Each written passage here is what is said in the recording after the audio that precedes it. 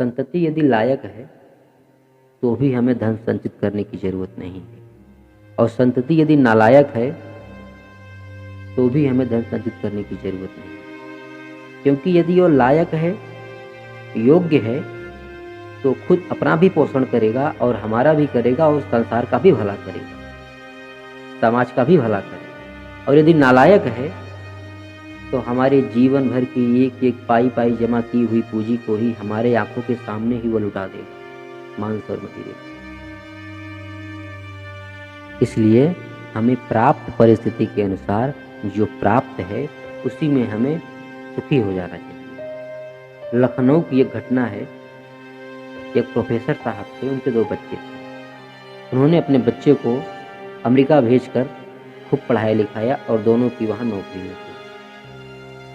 काफ़ी दिन व्यतीत हो गए, उनकी पत्नी बीमार पड़ी। उन्होंने अपने बच्चे को फ़ोन करके बताया कि बेटा तुम्हारी माताजी बीमार हैं, उन्हें देखने की बड़ी इच्छा है, यदि आप चले आओ तो अच्छा है।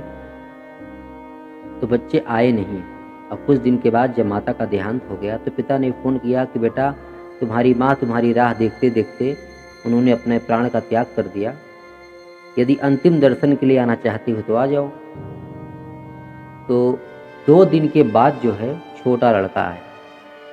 तो पिता ने पूछा कि बेटा तुम्हारे बड़े भाई कहाँ हैं? तो उस बच्चे ने कहा कि पिताजी बड़े भैया ने कहा कि माता जी का देहांत हुआ है, आप चले जाइए, जब पिताजी का देहांत होगा तो हम चले जाएंगे।